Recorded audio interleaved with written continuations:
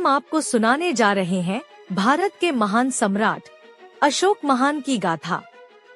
अशोक का जन्म ईसा पूर्व 304 में हुआ।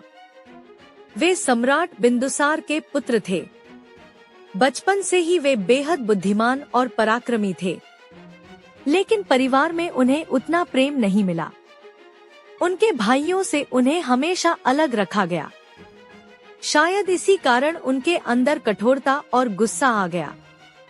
युवा होने पर अशोक को युद्ध और प्रशासन में निपुणता दिखाई।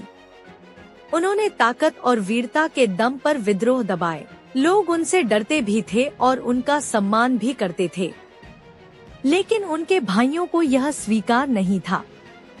जब बिंदुसार की मृत्यु हुई तो सत्ता संघर्ष हुआ। कठिन परिस्थितियों में अशोक ने अपने शत्रुओं को हराकर सिंहासन पर अधिकार कर लिया।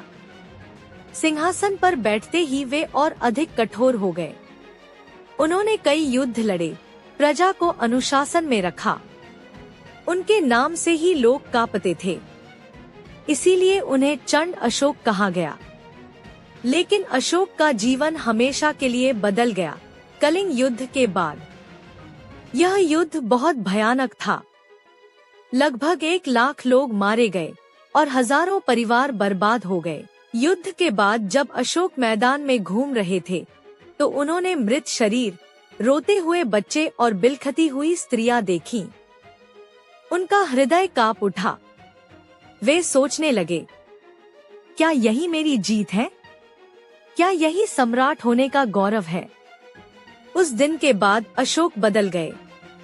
उन्होंने तलवार छोड़ दी और बौद्ध धर्म अपना लिया। अब उनका उद्देश्य युद्ध नहीं, बल्कि शांति और करुणा फैलाना था। उन्होंने पूरे साम्राज्य में स्तूप, विहार और स्तंभ बनवाए। इन पर उन्होंने संदेश लिखवाए, अहिंसा परमो धर्म, सभी जीवों से करुणा रखो। अशोक अब धर्म अशोक कहलाने लगे।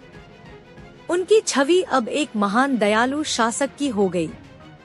उनके बनाए हुए अशोक स्तंभ आज भी खड़े हैं। भारत का राष्ट्रीय प्रतीक भी उन्हीं का दिया हुआ शेर चिन्ह है। अशोक ने लंबा शासन किया। कहा जाता है कि जीवन के अंतिम समय में वे साधारण वस्त्र पहनकर साधुओं की तरह जीवन बिताते थे। ईसा पूर्व 232 में उनकी मृत्यु हुई, लेकिन आज भी वे अशोक महान के नाम से याद किए जाते हैं। प्रेरणादायक स्वर में अशोक की कहानी हमें सिखाती है कि सच्ची शक्ति दूसरों को हराने में नहीं, बल्कि खुद को बदलने में है। क्रोध से करुणा तक की यह यात्रा ही उन्हें अमर बनाती है।